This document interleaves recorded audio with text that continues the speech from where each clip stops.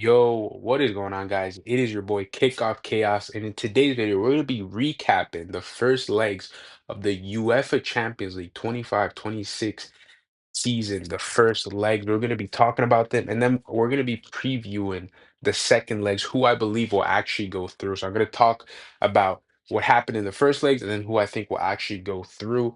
And yeah, we're just going to get straight into it. So the first matchup was Real Madrid versus Bayern Munich. Well, there was actually two games at the exact same time. Also, side tangent. I don't know why they do that.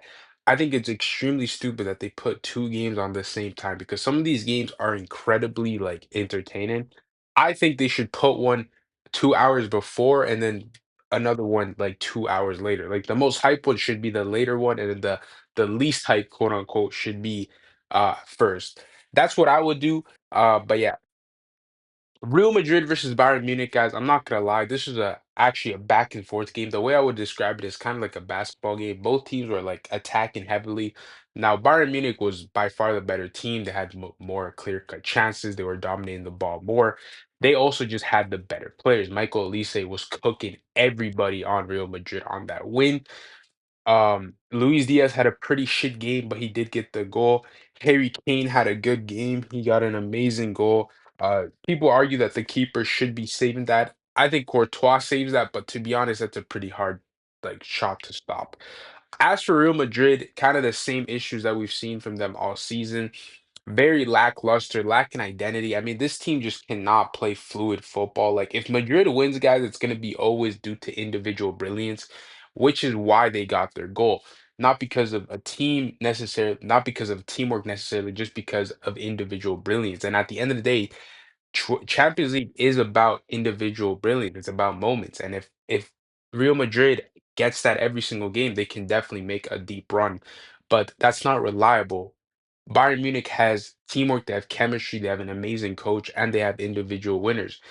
So I think this tie is over. Madrid, I mean, the second game is in Germany, so I also don't see Madrid beating Bayern, especially with the way Bayern have been playing this season, especially at Germany. I think this tie is over. I will give it, I think it'll actually be a pretty like interesting game. I do think Bayern will concede because I don't think Bayern are the greatest defensively, but I think they'll get 3 goals. So I'm gonna predict 3-1. Next up, we have Arsenal versus Sporting. This game was very, very boring. Uh, Arsenal actually scored at the end of the game, but to be honest, Arsenal don't look that good. And the whole time, this whole season, Arsenal was kind of labeled as like the favorites of Europe. I feel like Bayern has kind of overtook that from them now, and even PSG. But if Arsenal want to re-enter that conversation, they have to be dominant. They have to be more dominant because the way they play football, I just don't think it's sustainable to win a Champions League. I think Arsenal just need more. First of all, you need more goal scoring threat against the PSG, against the Bayern, even against an Atletico. You're gonna have to score more goals, and Arsenal just don't do that. They also don't play like they don't play the best brand of football. It's very slow. It's very reserved, very systematic, which to an extent can work. We've seen systematic footballs work in the past, with Pep Guardiola squads, but with Arsenal, I feel like you need more direct attacking power. So yeah, that being said, I do think they'll win in the second leg. I think Sporting will actually score. I think it'll actually be a 2-1 game. I think it'll be back and forth. Maybe Sporting even dominates in the second half, for example, but I think Arsenal gets the job done. Next up, we have PSG versus Liverpool. This tie is over, guys. I'm sorry. This tie, there's really nothing much to say. PSG, to me, are still the best team in the world. Champions League winner last year. They're potentially going back to back. And if they go back to back, they will become a dynasty in the making. I mean, going back to back in the modern era of football is extremely hard. Only one team has ever done that, which was Real Madrid, which they ended up doing a three-peat. So who knows what the future holds for PSG, but for now, they are going to dominate Liverpool. They actually missed a lot of chances. Dembele missed a lot of chances. Doué missed a lot of chances. Hava missed a few chances. Like this team they do miss a lot, but they also score a lot, right? They scored 8 past Chelsea. They already have 2 against Liverpool. I think the game is going to end 4-1. I think that's going to be the final score. I think Liverpool will score because PSG also aren't like the greatest defensively, but they will get a goal. I think there's no way Liverpool doesn't get a goal in their home stadium at Anfield. So I'm gonna predict 4-1. I think PSG will have their finishing boots on that day. And let's end off the video with Atletico Madrid versus Barcelona, which is probably the biggest talking point. Can Barcelona make the comeback, or will Atletico Madrid hold it down and hold the tie and see out the result? Honestly, guys, the more and more I think about it, the more I'm convincing myself that Barcelona are gonna get eliminated. I don't know what it is.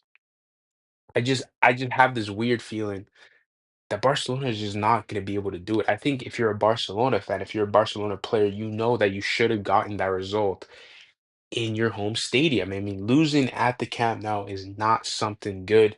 You needed to get that result. I'm not saying you needed to win, but you needed to draw or lose by one. But 2 goals and you got one of your best defenders sent off. They're not going to be available for this game. I mean, it's going to completely throw them off. Atletico's morale is so high. I mean, that Julian Alvarez goal, that Sorloth goal.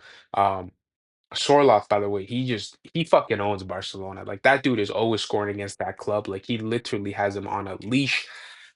Um, listen, I'm gonna go with some crazy score. I think we're gonna get an absolute bloodbath. 4-3.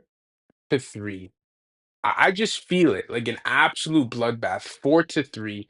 Barcelona wins, but they lose on aggregate 6-4. I think Barcelona will win this game, but I just don't think they'll have enough. I think it'll kind of be like the second leg at the Copa del Rey. Like they will make it really close. They will score. I really don't see a world where Barcelona don't score over 2 legs. I mean, Barcelona always scores. So them not scoring today was like a rare, like once in a lifetime thing. But I think Atletico will get the result. So the quarterfinals will be done. I have I have Bayern going through, I have Arsenal going through, I have Atletico going through, and I have PSG going through. So the semifinals would be Atletico versus Arsenal, which would be absolute cinema. And then on the other side, would have PSG versus Bayern Munich, which would definitely be the game of this season. So let me know down in the comment section below, who do you guys think will win? Let me know if you guys agree with my predictions. Tell me who you got winning the Champions League, all that good stuff. Make sure to leave a like and subscribe, and I'll catch you guys in the next one. Peace out.